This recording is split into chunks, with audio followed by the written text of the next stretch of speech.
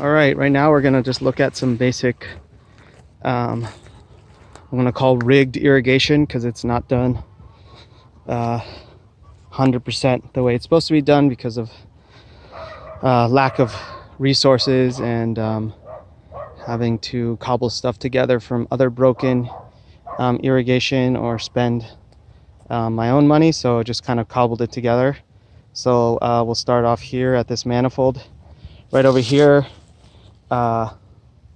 This one right here, this irrigates the entire back fence over here that was beautifully planted by growing together and students.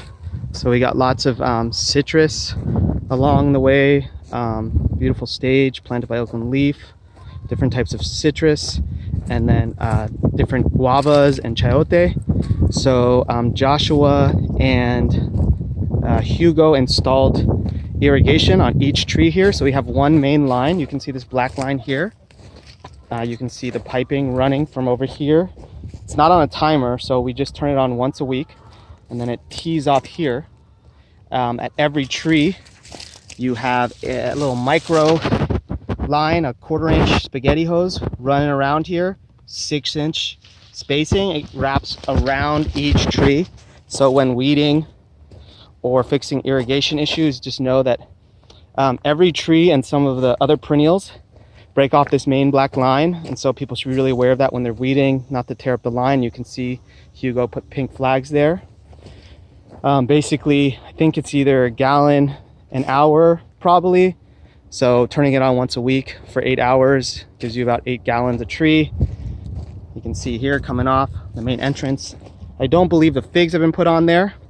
But anyways, you can see this line. You basically just use the orange punch, and you can punch right into the line and then run 1/4 inch drip off it to new plants. There's lots of irrigation pressure, so you don't have to worry about not having enough pressure.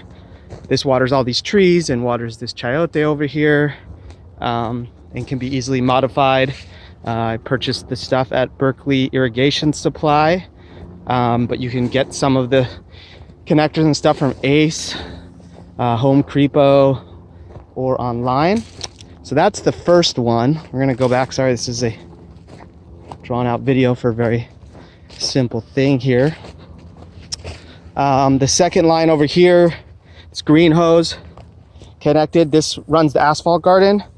So basically you turn it on full blast, connect it to the asphalt garden over there. It should be irrigated about a minimum of 6 hours twice a week. So when you get here, you turn it on, and when you leave, you turn it off.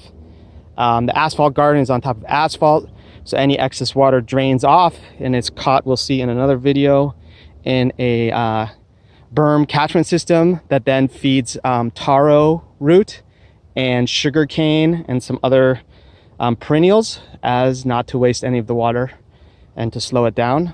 So basically we're able to catch off all the runoff of nutrient, all the water. The last line right here, this gray one, it's got a leak on it. It's a pretty hardy hose.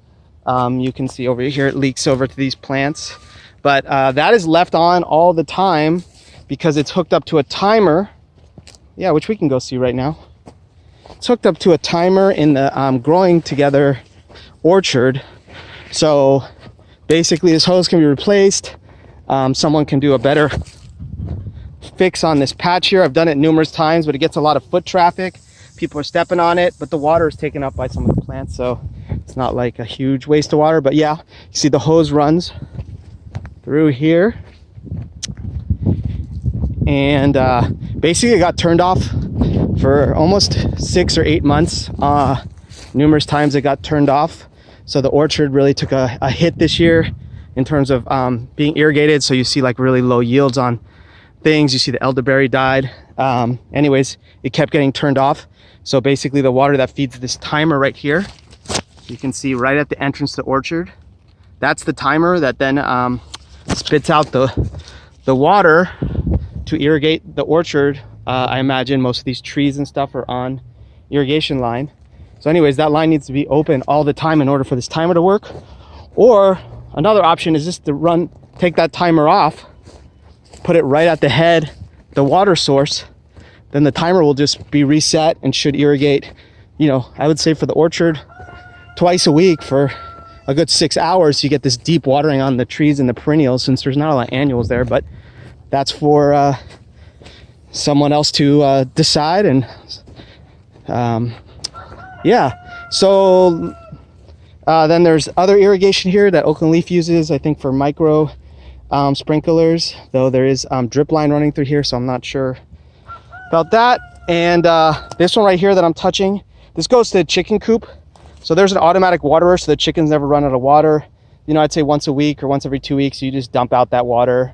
But anyways, this water drips out and continually fills that up. I'm gonna try to install today a automatic waterer that has a float in it. So basically you leave the water on full blast and it only comes out when the float goes below a certain point, allowing the chickens to have continuous clean water. But for right now, if that doesn't happen, I just put this on like a tiny little drip, and it drips into a gigantic container in there, which then drips to the chickens, and they always have clean running water.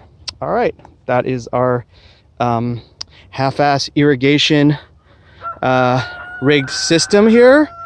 And I hope that can be improved on or used until more funds and people with greater technical skills are able to improve on that system. Thank you.